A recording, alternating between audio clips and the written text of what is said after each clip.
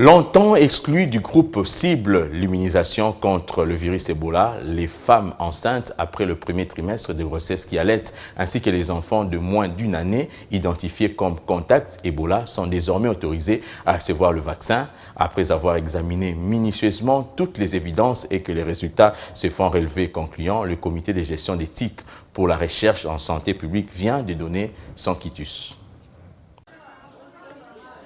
L'accord de vaccination s'élargit dans la riposte contre l'épidémie de la maladie à virus Ebola. Le Comité national d'éthique a tranché. Il y a plus de bénéfices à tirer que de facteurs de risque à faire courir à la population. C'est une étude effectivement de vaccination à titre compassionnel. Il fallait avoir suffisamment d'évidences et de plus en plus que le vaccin est en train de faire ses preuves.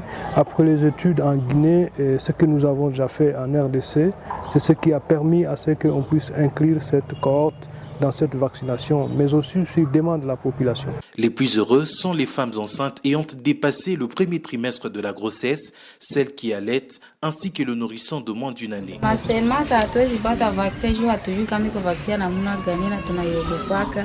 Tunasikia tena tunafika kule tutakimbia na tutakuwa karibu ile vaccine. Sasa juu tunatufikia karibu ndio tunasema mwe tuanje shikinga. Hakuna na mtoto mwana regea hata.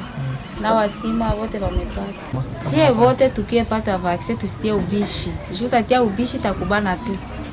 Premier bénéficiaire de cette mesure, les contacts de la ville de Béni, nouvellement inclus dans le groupe cible, sont immunisés, à l'exception de malades chroniques. Il y a le consentement éclairé qui est très important. Si quelqu'un juge qu'il ne veut pas se faire vacciner, on ne va pas l'obliger. Dans nos équipes de vaccination, on a également, après la vaccination, il y a le suivi post-vaccinal, mais aussi nous avons une équipe qui fait le suivi des effets indésirables.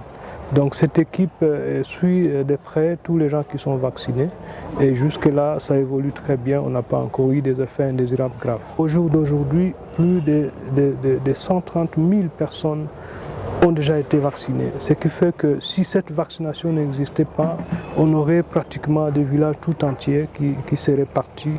Et voilà, donc cette vaccination est réelle et protège contre la maladie et arrête la chaîne de transmission de la maladie.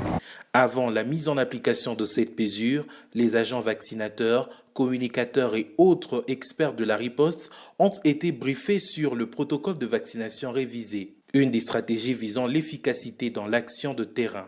Depuis les débuts de l'épidémie en août 2018 jusqu'au 21 avril 2019, les tendances épidémiologiques ont révélé que les zones de santé de Béni et de Huicha ont enregistré à elles seules un total de 334 cas confirmés, dont 62% sont des femmes et 35% les enfants et adolescents.